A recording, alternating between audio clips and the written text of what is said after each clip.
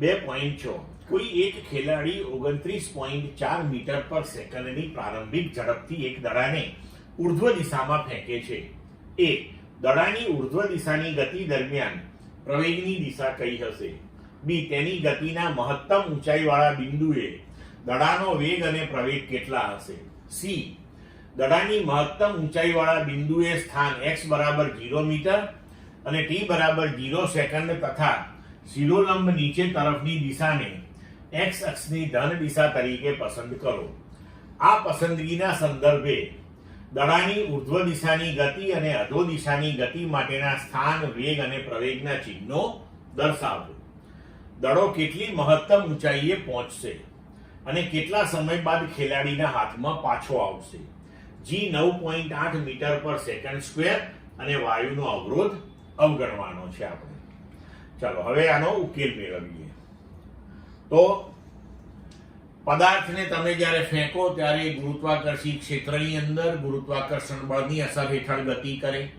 તો કોઈ પણ પદાર્થ જ્યારે ગુરુત્વાકર્ષી ક્ષેત્રમાં ગુરુત્વાકર્ષી બળની અસર હેઠળ હોય ત્યારે તેનો પ્રવેગ એ હંમેશા ગુરુત્વ પ્રવેગ હોય અને એ હંમેશા અધો દિશામાં પૃથ્વીના કેન્દ્ર તરફ જ હોય. બરાબર? એટલે એ જે છે એમાં આપણે લખી શકીએ કે પ્રવેગની દિશા એ અધો દિશામાં હશે. હવે તેની ગતિના મહત્તમ ઊંચાઈવાળા બિંદુએ, તો જ્યારે મહત્તમ ઊંચાઈએ પહોંચે ત્યારે તેનો વેગ શૂન્ય થાય અને પ્રવેગ, તો પ્રવેગ તો ગુરુત્વ પ્રવેગ જ રહેવાનો છે. એટલે વેગ શૂન્ય અને ગુરુત્વ પ્રવેગ g જેટલો પ્રવેગ અધો દિશામાં મળશે આપણને. હવે આપણે મહત્તમ ઊંચાઈવાળા સ્થાનને x બરાબર 0 અને એને t બરાબર 0 સેકન્ડ લેવાનું અને શિરોલંબ નીચે તરફની દિશાને આપણે x અક્ષની ધન દિશા ગણવાની છે. એ ગણીને આપણે સ્થાન, વેગ અને પ્રવેગના ચિહ્નો લખીએ તો ઉર્ધ્વ દિશામાં પ્રક્ષિપ્ત સ્થાનની સંખ્યા ધન આવશે, ઋણ વેગથી સંજ્ઞા ઋણ આવશે તથા પ્રવેગની સંખ્યા શું થઈ જશે? ધન. કારણ કે તમે નીચેથી ઉપર ફેંકો તો x બરાબર 0 ઉપર છે અને નીચે તરફ ધન, એટલે કે 1 2 3 4 બધું ધન હોય તો તમે 10 થી ફેંક્યો અને 5 પહોંચ્યો તો એ ધન 5 જ હશે. એટલે સ્થાન ધન આવશે પણ વેગની દિશા જે છે એ ઉપર તરફની છે.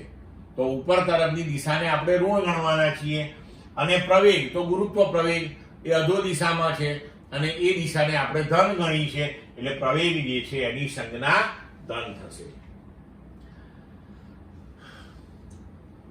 હવે અધો દિશાની ગતિ માટે સ્થાનની સંજ્ઞા ધન, વેગની સંજ્ઞા પણ ધન અને પ્રવેગની સંજ્ઞા પણ ધન થશે. બરોબર છે? હવે ડી, તો આપણે એને મહત્તમ ઊંચાઈએ કેટલો પહોંચશે અને પાછો વ્યક્તિના હાથમાં કેટલા સમય બાદ આવશે એ જોવાનું છે. તો ધારો કે પદાર્થને મહત્તમ ઊંચાઈએ પહોંચતા લાગતો સમય t છે અને પદાર્થને પ્રાપ્ત કરેલી મહત્તમ ઊંચાઈ h છે. તો પ્રારંભિક વેગ v0 બરાબર 29.4 મીટર પર સેકન્ડ એ ઉર્ધ્વ દિશામાં, એટલે આપણે માઇનસ લીધો, એ આપણે ધન લીધો કારણ કે અધો દિશાને આપણે ધન ગણી, અંતિમ વેગ શૂન્ય થઈ જશે. તો પ્રાપ્ત કરેલી મહત્તમ ઊંચાઈ v² માઇનસ v0² બરાબર 2ad સમીકરણ પરથી આપણે લખી શકીએ કે 0 માઇનસ 29.4 એનો વર્ગ બરાબર 2 ગુણ્યા 9.8 ગુણ્યા h, તો h આપણને મળી -44.1 મીટર. હવે v બરાબર v0 વત્તા at પરથી આપણે લઈએ સમય, તો 0 બરાબર -29.4 વત્તા 9.8, તો t અહીંયા 9.8 t ને સૂત્રનો કરતા બનાવી દઈએ તો સમય આપણને મળશે 3 સેકન્ડ. હવે 3 સેકન્ડ જો ઉપર જતા લાગે તો 3 સેકન્ડ પાછી નીચે આવતા લાગે તો